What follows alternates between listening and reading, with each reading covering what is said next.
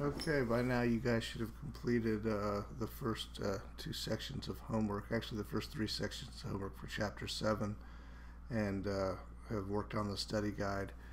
Generally speaking, in the course on ground, I break the study guide into two different lectures, but for simplicity, I went ahead and did one lecture for the problems and one for the solutions. Actually, I think I just did one for the solutions, didn't I? Alright, so we have 8 problems to look at. Um, these problems are a lot like what you're going to see on the test in your multiple choice.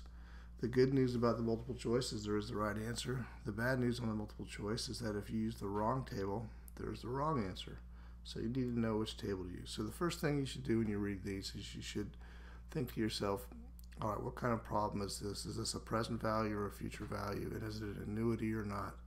And then you know which table to look at. Okay, so for the first problem, we're going to assume we're going to borrow. So since we're borrowing, we know that it's a payment, and we're going to use the PVA to calculate the payment. So we're going to borrow $10,000 at 14% interest. You'll be making 4 equal payments annually. What is the loan balance in the first year? So we use our formula to payment equals loan over PVA. Our loan is $10,000. Our PVA, if you remember, is we go to 4 years at 14%, and we find the multiplier 2.913. And when we do the math, our payment, we have 4 equal payments of $3,404.83.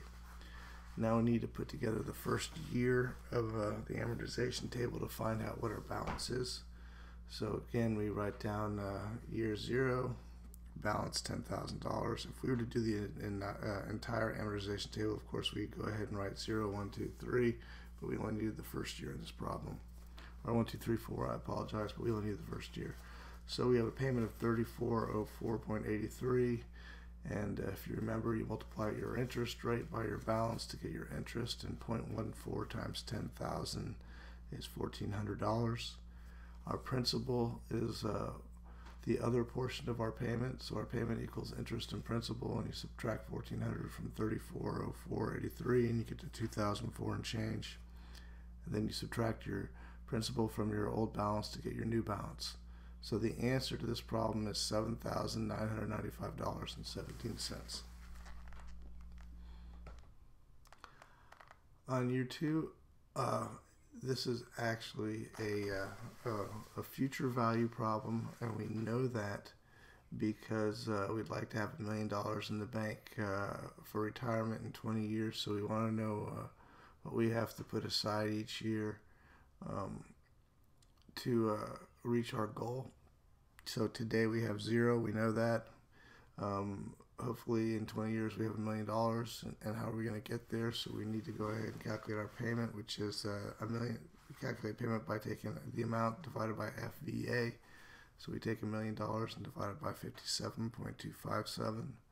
We get that 57.257 by going to the future value of annuity table, looking down at 20 years and over at 10%. When we do our math, if we put $17,495.62 away every year, we're going to have $1 million. Every year for 20 years, I apologize. We're going to have $1 million at the end of 20 years. Okay, we've got another loan here. If you borrow, so we read the borrow, we know we've got a loan. We look at this and we can tell that it's a payment, and to do loan payments, we need to use the PVA table. We've got our formula, payment equals loan over PVA. So we want to borrow $100,000 at 7% at 4 years. So we have our information to look up our multiplier on our PVA table.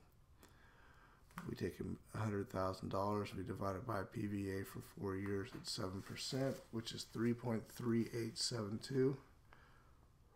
And when we do the math, we get $29,522.91.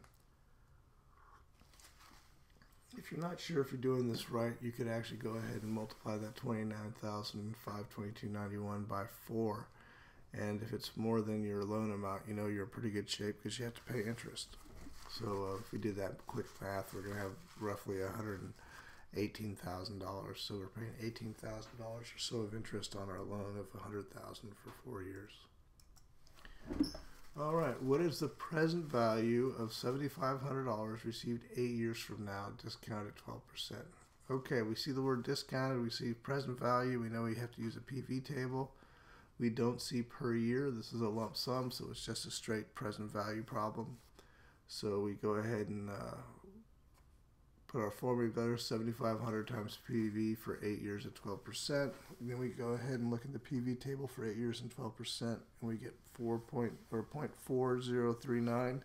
Well, present value of $7,500 today, or $7,500 received 8 years from now at 12% today, is $3,029.25.